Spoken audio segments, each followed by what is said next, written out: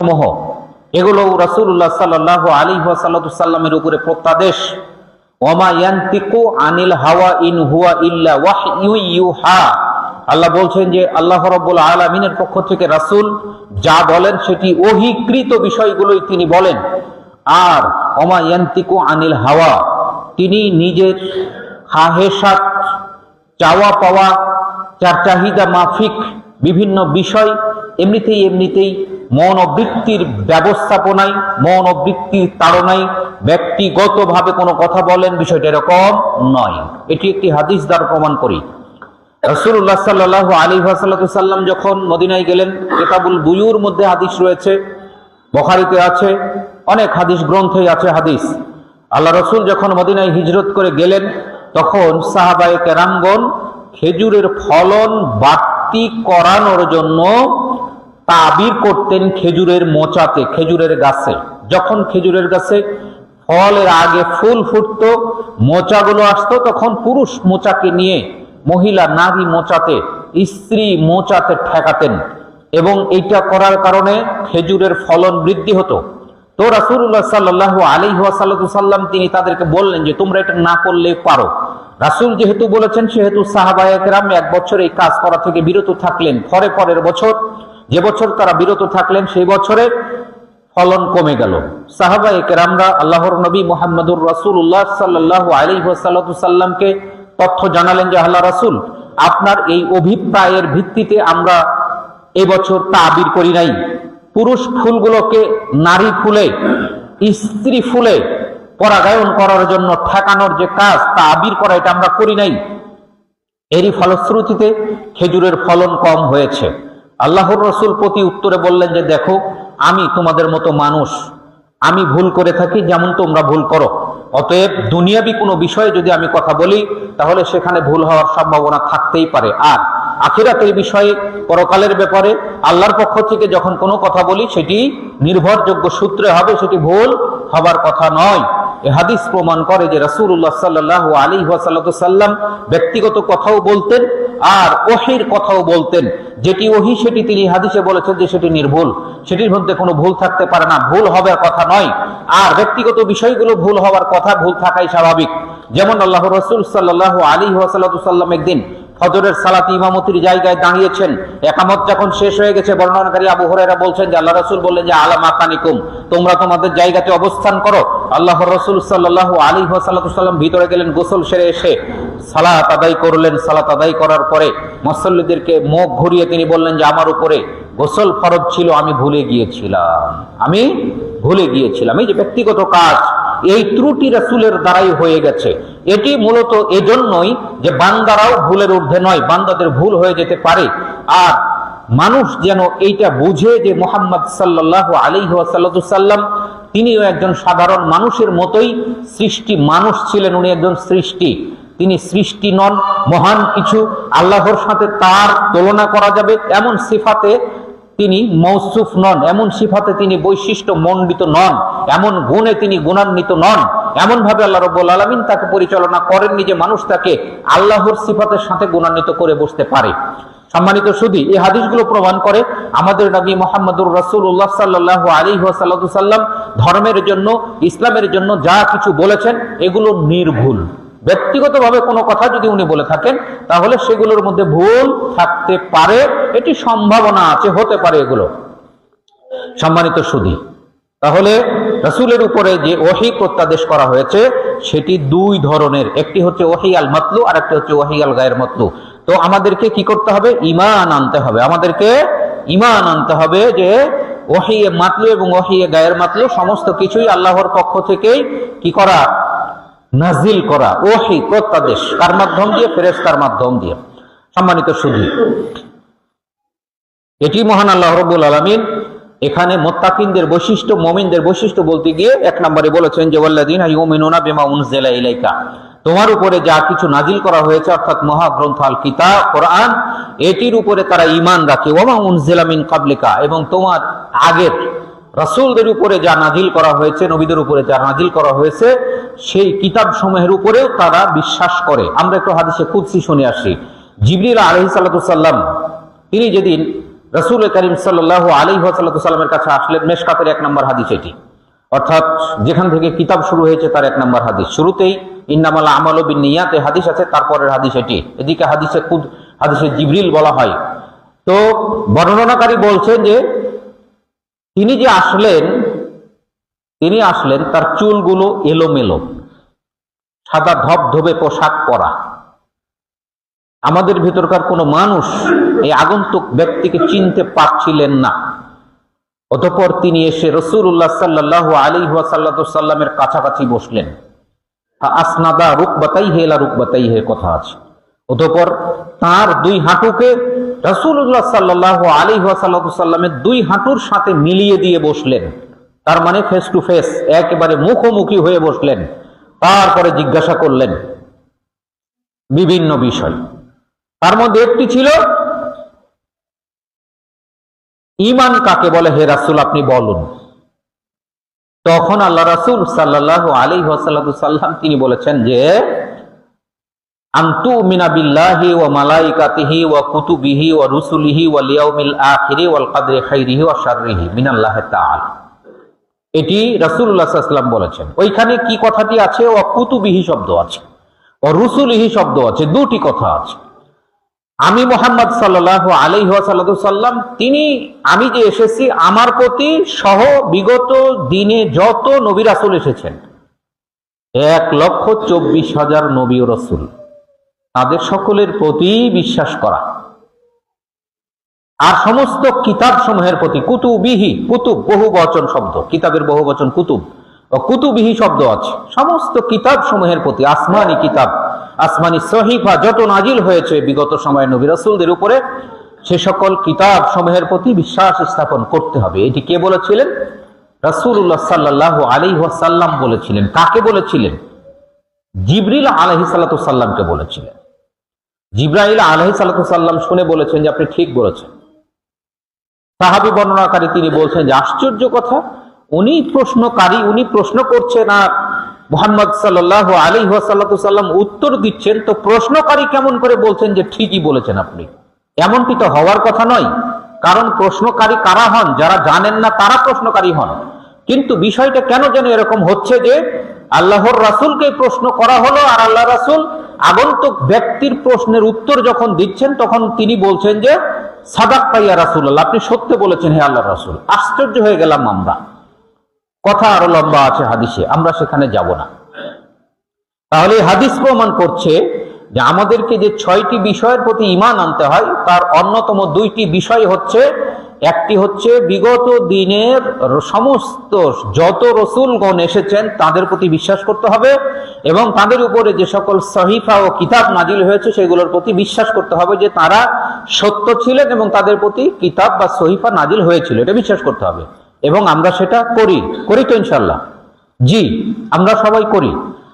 সাথে আমাদের জামানার আমাদের যিনি নবী বা রাসূল মুহাম্মদ সাল্লাল্লাহু আলাইহি ওয়াসাল্লাম, তিনি হাশেমি বংশের, তারপরে আব্দুল্লাহর পুত্র যার নাম মুহাম্মদ বা আহমদ, তার প্রতি আমাদেরকে বিশ্বাস করতে হবে। তিনি আমাদের জন্য প্রেরিত নবী ও রাসূল, তার ব্যাপারে আমাদেরকে এই বিশ্বাস করতে হবে। সাথে এটা বিশ্বাস করতে হবে যে তিনি কিতাব সহকারে পৃথিবীতে প্রেরিত হয়েছেন, রাসূল হয়েছেন আল্লাহর পক্ষ থেকে, কিতাব সহকারে তাকে প্রেরণ করা হয়েছে।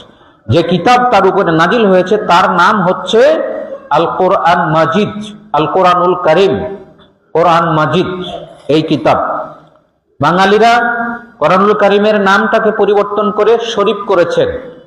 শরীফের যে কি অর্থ আমি ওই লাইনে আপনাকে না যাওয়ার জন্য অনুরোধ করব। দয়া করে কোরআন মাজিদকে কোরআন মাজিদ বলবেন, কালামুল্লাহ বলবেন, কোরআনুল কারীম বলবেন, এগুলো বলবেন। কোরআন শরীফ এটা কোরআনের কোথাও ভাষাটা নেই। বাল হুয়া কোরআনুল মাজিদ, কোরআন কারীম শব্দ ব্যবহৃত হয়েছে কোরআনের ভিতরে। অতএব শুধু কোরআন বলেন তাও ভালো, আল কোরআন বলেন তাতেও অসুবিধা নেই, কিন্তু কোরআন শরীফ বললে অসুবিধা আছে। আপনি কোরআন শরীফ বলবেন না। যাই হোক, ওই বিষয়ের আলোচনাতে আমার যাওয়ার প্রসঙ্গ নেই। তাহলে আমরা এই আয়াতে যদি বুঝলাম আমাদের নবী মুহাম্মদুর রাসূলুল্লাহ সাল্লাল্লাহু আলাইহি ওয়াসাল্লামের উপরে যেই কিতাব মহাগ্রন্থ আল কোরআন বা কোরআন মাজিদ বা কোরআনুল কারীম নাজিল হয়েছে, সেটির উপরে বিশ্বাস সহ আমাদের রাসূলকে সর্বশেষ রাসূল হিসাবে বিশ্বাস স্থাপন করতে হবে। আর সাথে বিগত জামানার যত নবী ও রাসূল এসেছিলেন তাদেরকে নবী রাসূল হিসাবে বিশ্বাস করতে হবে। তাদের সাথে যে সহিফা বা কিতাব ছিল সেগুলোতেও বিশ্বাস করতে হবে। আবু মুসা আশআরী থেকে বর্ণিত, তিনি বলেন, আন্না রাসূলুল্লাহ সাল্লাল্লাহু আলাইহি ওয়াসাল্লাম قال, রাসূলুল্লাহ সাল্লাল্লাহু আলাইহি ওয়াসাল্লাম তিনি বলেছেন, সালাসাতুন ইউতুনা আজরাহুম মাররাতাইন, তিন ধরনের ব্যক্তি যাদেরকে ডাবল নেকি দেওয়া হবে। তিন ধরনের ব্যক্তি যাদের নেকি হবে ডাবল, যাদের নেকি ডাবল। রাজুলুন মিন আহলিল কিতাব আমানা বিনাবিহি, ওই ব্যক্তি যে আহলে কিতাবদের অর্থাৎ ইহুদি নাসারাদের, ঈসার জামানার, ঈসার উম্মত আহলে কিতাব, ঈসা আমাদের নবী মুহাম্মদ রাসূলুল্লাহ সাল্লাল্লাহু আলাইহি ওয়াসাল্লামের আগের নবী রাসূল ছিলেন তিনি, ঈসা আলাইহিস সালাম, তাকে আল্লাহ রাব্বুল আলামিন তুলে নিয়েছেন। তো আমাদের নবী যখন নবুয়ত প্রাপ্তি হলেন তখন ঈসার ধর্ম পৃথিবীতে আর চলার কথা নয়, যদিও সেটি ঐশ্বরিক ধর্ম ছিল, আল্লাহ প্রদত্ত ধর্ম ছিল। আমাদের নবীর আগমনের সময়তে ঈসাই ধর্মটা রহিত হয়ে গেছে, বিধান রহিত হয়ে গেছে, বিধানটা চলমান নাই। এজন্যে ওই আমলের কোন লোক যদি আমাদের নবীর জামানা পেয়ে থেকেছেন আর তিনি ঈসা আলাইহিস সালামকেও নবী রাসূল হিসাবে মেনেছেন, ওইটার সওয়াব তিনি পেয়েছেন। একটা সওয়াব উনি পেয়েছেন ঈসাকে নবী হিসেবে মানার কারণে। আর একটি হচ্ছে আমাদের রাসূল বলছেন যে আমার জামানা পাওয়ার ফলে তিনি ঈসার নবুয়ত ছেড়ে দিয়ে ঈসার ধর্ম ত্যাগ করে আমি মুহাম্মাদের ধর্মের অনুসারী হয়েছে, তাহলে এইটারও নেকি সে পাবে। কথা বুঝতে পারলেন তো? ওয়া আমানা বি, যে আমার আগের নবীকে বিশ্বাস করেছে অতঃপর আমাকেও বিশ্বাস করেছে, এ হলো এক শ্রেণীর মানুষ, এর নেকি ডাবল। আর এক শ্রেণীর মানুষ, তারও নেকি ডাবল। ওয়া রাজুলুন মামলুকুন আদ্দা হাক্কাল্লাহি ওয়া হাক্কা মাওয়ালিহি, গোলাম, দাস, চাকর, যে আল্লাহ রাব্বুল আলামিনের হক আদায় করে, অর্থাৎ সালাত সিয়াম আদায় করে, আর ওয়া হাক্কা মাওয়ালিহি, তার মনিবের হক আদায় করে। তাও তার মনিবের হকও সে আদায় করে। যদি লোক এরকম হয় তাহলে তারও নেকি ডাবল। আর ওয়ারাজুলুন আদাবা জারিয়াতাহু, ওই ব্যক্তি যে তার কেনা চাকরানিকে আদব শিখিয়ে ভদ্র বানিয়েছে, আহসানা তা'দিবাহা, অতঃপর সে সুন্দর করে আদব দিতে পেরেছে। সুম্মা আতাকাহা ওয়া তাজাওয়াজাহা, অতঃপর সে মানে ওই মনিব, ওই মালিক তাকে মুক্ত করে দিয়েছে, স্বাধীন করেছে, ওয়া তাজাওয়াজাহা, এবং তাকে বিয়ে দিয়ে দিয়েছে, বিয়ের ব্যবস্থা করে দিয়েছে। এটা বিরাট নেকির কথা, এটা বিরাট নেকির কাজ। এই কাজ যদি কোনো ব্যক্তি করে তাহলে তবুও সেও ডাবল নেকির অধিকারী। আমি আপনাদেরকে এই হাদিস শোনায় যদি জিজ্ঞাসা করি যে এই ডাবল নেকির সুযোগ কি উম্মতে মুহাম্মাদী মানে আপনাদের আমাদের আছে? নাই, একটাও সুযোগ আপনার আমার জন্য নাই। একটি হচ্ছে আগের রাসূলকে বিশ্বাস করা, মানে তার উম্মত হিসাবে থাকা, তার প্রতি ঈমান আনা, তারপরে আমাদের নবী মুহাম্মদুর রাসূলুল্লাহ সাল্লাল্লাহু আলাইহি ওয়াসাল্লামের প্রতি ঈমান আনয়ন করা। আমরা এটা এখন শুধুমাত্র এটা করতে পারি যে আগের সমস্ত নবী রাসূলদের প্রতি বিশ্বাস রাখতে পারি, এটা করতে পারি, কিন্তু জামানা পাইনি, জামানা পাইনি। কিন্তু এখন শুধুমাত্র মৌখিক বা আত্মিক বিশ্বাস করতে পারি, শুধু এতটুকুই।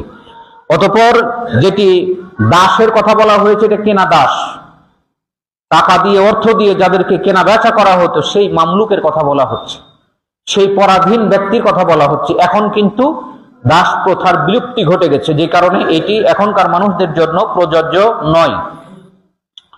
তারপরে 3 নম্বর যেটি ছিল, কোন পুরুষ এটাও কেনা দাসী, তাকে আদব দিয়ে, শিষ্টাচার শিক্ষা দিয়ে, ভদ্র বানিয়ে, শিক্ষিতা বানিয়ে তাকে আবার অন্যত্র বিয়ে দেওয়ার ব্যবস্থা করা। এটিও যেহেতু দাস প্রথার বিলুপ্তি হয়ে গেছে, এটিও আর আমাদের সুযোগ নেই। আসেন আমি কোরআনুল কারীম থেকে 2-1টি আয়াত আপনাদেরকে শোনাই। আসলে এই আয়াতগুলো এটি প্রমাণ করে, যেমন একটি আয়াত, ওয়ালা তুজাদিলু আহলাল কিতাব ইল্লা বিল্লাতি হিয়া আহসান, আল্লাহ বলছেন যে আহলে কিতাবদের সাথে তোমরা বিতর্কে লিপ্ত হয়েও না, শুধুমাত্র উত্তম পন্থা ছাড়া, ইল্লাল্লাযিনা যালামু মিনহুম, তবে ওদের সাথে বিতর্কে লিপ্ত হবা যাদের ওদের মধ্যে যারা জুলুম জালেম যারা, তাদের সাথে। ওয়াকুলু, এবং তোমরা বলো যে আমান্না বিল্লাযী উনজিলা ইলাইনা ওয়া উনজিলা ইলাইকুম, বরং তোমরা বলো যে আমাদের প্রতি যা নাজিল করা হয়েছে তার প্রতি আমরা ঈমান এনেছি, আর হে আহলে কিতাবের লোকেরা তোমাদের উপরে যা নাজিল করা হয়েছে তার প্রতি আমরা বিশ্বাস স্থাপন করেছি। ওয়া ইলাহুনা ইলাহুকুম ওয়াহিদ, তোমাদের এবং আমাদের যিনি মাবুদ, যিনি এলাহ, সত্য মাবুদ, তিনি একটাই। সূরা আনকাবুতের 46 নম্বর আয়াত। এরকম ভাবে অনেকগুলো কথা রয়েছে। আল্লাহ রাব্বুল আলামিন এই সিফাত, এই গুণ বর্ণনা করার পরে তিনি বলছেন যে উলাইকা আলা হুদাম মির রাব্বিহিম ওয়া উলাইকা হুমুল মুফলিহুন, এরা হচ্ছে তোমার তাদের রবের পক্ষ থেকে হেদায়েতের উপরে, হেদায়েতের পথে প্রতিষ্ঠিত, এবং ওয়া উলাইকা হুমুল মুফলিহুন, এবং এরাই হবে পরকালে সফলকাম, পরকালে মুক্তি প্রাপ্ত, পরকালে নাজাত প্রাপ্ত, পরকালে কামিয়াব, মুফলিহুন ফালাহ প্রাপ্ত।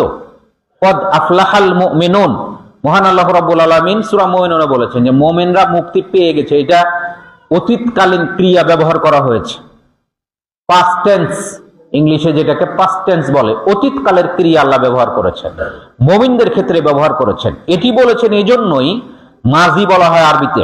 অতীতকালীন ক্রিয়া বলার হিকমত হচ্ছে এটা যে মুমিনদের মুক্তিটা নিশ্চিত। এজন্য আল্লাহ রাব্বুল আলামিন নিশ্চয়তাটাকে আরো দৃঢ় করার জন্য আফলাহা শব্দ ব্যবহার করেছেন। কদ আফলাহাল মুমিনুন, মুমিনেরা মুক্তি পেয়ে গেছে মুক্তি, এই ভাষাটি আল্লাহ রাব্বুল আলামিন ব্যবহার করেছেন। সম্মানিত সুধী, মূলত এখানে বেশ কিছু গুণাবলীর কথা উল্লেখ করা হলো। এই গুণাবলীগুলো আমাদের ভিতরে রাখতে হবে, থাকতে হবে। যার 1 নাম্বারটি হচ্ছে যে যারা গায়েবে বিশ্বাস করবে, সালাত আদায় করবে, আল্লাহর পথে খরচ করবে, রাসূলের উপরে যে কিতাব নাজিল হয়েছে অর্থাৎ মহাগ্রন্থ আল কোরআনুল কারীম, কোরআন মাজিদ, এইটার প্রতি বিশ্বাস করবে, তার আগের নবী রাসূলদের উপরে যে সকল কিতাবাদি নাজিল করা হয়েছে তাদের সে সকল কিতাবাদির উপরে বিশ্বাস করবে। ওয়াবিল আখিরাতি হুম ইউকিনুন, আর পরকালের উপরে দৃঢ়ভাবে বিশ্বাস করবে। 6টি বিশ্বাসের গুরুত্বপূর্ণ 2টি বিশ্বাসের কথা, 3টির কথা এখানে আছে। রাসূল, কিতাব আর পরকাল, এই 3টি বিষয়ের কথা এখানে রয়েছে। আমাদেরকে এই বিশ্বাস ঠিক মতো রাখতে হবে। এগুলো রাখলে আল্লাহ তাআলা তিনি বলছেন যে উলাইকা আলা হুদাম মির রাব্বিহিম ওয়া উলাইকা হুমুল মুফলিহুন, এরাই হবে পরকালে মুফলিহ, নাজাত প্রাপ্ত, মুক্তি প্রাপ্ত, আর এরা হবে দুনিয়াতে আল্লাহর পক্ষ থেকে হেদায়েতের উপরে প্রতিষ্ঠিত ব্যক্তি, প্রতিষ্ঠিত মানুষ। সম্মানিত সুধী, আমাদের এই বিষয়গুলোকে লক্ষ্য রেখে চলতে হবে, নিজেদের ভিতরকে পরিবর্তন করতে হবে। নিজেরা পরকালের প্রতি যেহেতু দৃঢ় বিশ্বাস রাখি, দেখেন পরকালের ব্যাপারে যখন আল্লাহ রাব্বুল আলামিন এখানে বলেছেন অবিল আখিরাতে হুম ইউমিনুন, বলেননি যে আখিরাতে ঈমান রাখে, এটা বলেননি। কিন্তু এই শব্দটি ইউমিনুন শব্দটি যখন আমরা বলি তখন আমানতু বিল্লাহি ওয়া মালাইকাতিহি ওয়া কুতুবিহি ওয়া রুসুলিহি ওয়াল ইয়াউমিল আখির, এখানে আমরা বলি যে আমরা ঈমান এনেছি। কিন্তু আল্লাহ রাব্বুল আলামিন এখানে শব্দটি বলেছেন ইউকিনুন, ওয়াবিল আখিরাতি হুম ইউকিনুন। ইয়াকিন আর ঈমানের মধ্যে একটু পার্থক্য আছে। ঈমানটা হচ্ছে বিশ্বাস, আর ইয়াকিন হচ্ছে দৃঢ় বিশ্বাস। খুবই মজবুত বিশ্বাসকে ইয়াকিন বলা হয়। ইয়াকিন বলা হয় চোখে দেখে কোনো কিছুকে বিশ্বাস করা। কিন্তু আল্লাহ রাব্বুল আলামিন আমাদের ঈমানের মজবুতিটাকে বুঝানোর জন্য ইউকিনুন শব্দটা ব্যবহার করে ফেলেছেন, এবং তিনি বলে দিয়েছেন এটা যে তারা যেন চোখে দেখে যেরকম বিশ্বাস করে মানুষ, ঠিক এরকমই আল্লাযীনা ইউমিনুনা বিল গায়ব, গায়েবের প্রতি বিশ্বাস করেছে তারা। তো গায়েব, কিয়ামত গায়েব নয়, আখিরাতের দিন এগুলো গায়েবে আছে না, পরবর্তীতে আছে না, আমরা কি চোখে দেখেছি? চোখের আড়ালে যা কিছু তাই তো গায়েব। এই যে কোরআন নাজিল হয়েছে, সাহাবীরা দেখেছেন, আমরা দেখতে পাই নাই, কিন্তু আমরা বিশ্বাস করছি যে এটি আল্লাহ রাসূলের উপরেই নাজিল হয়েছে।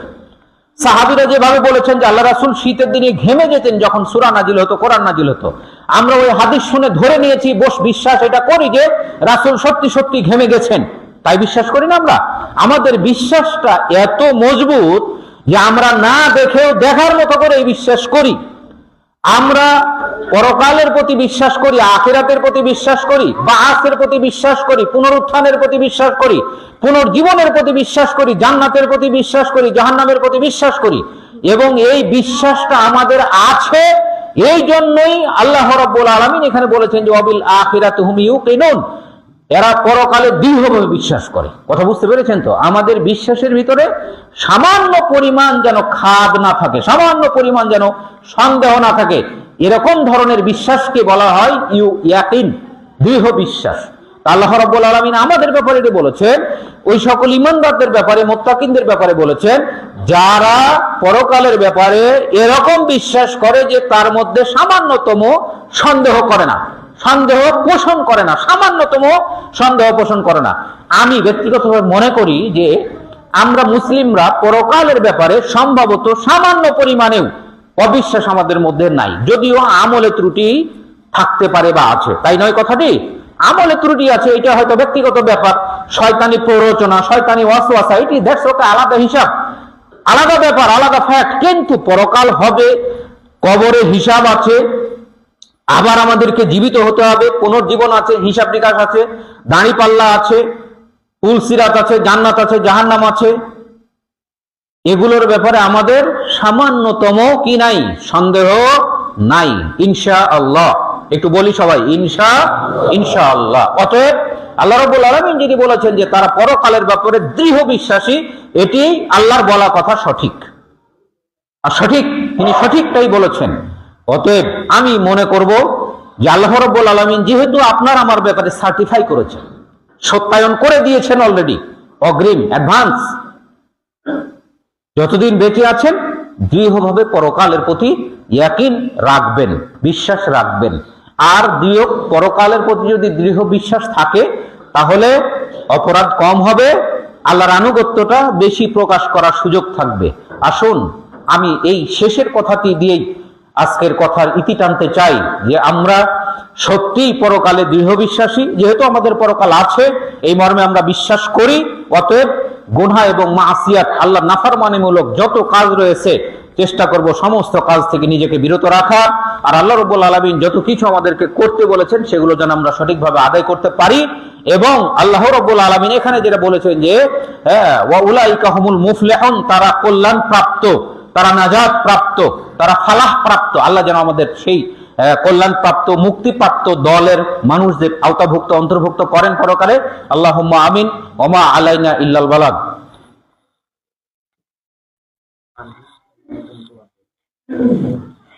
কি নাম?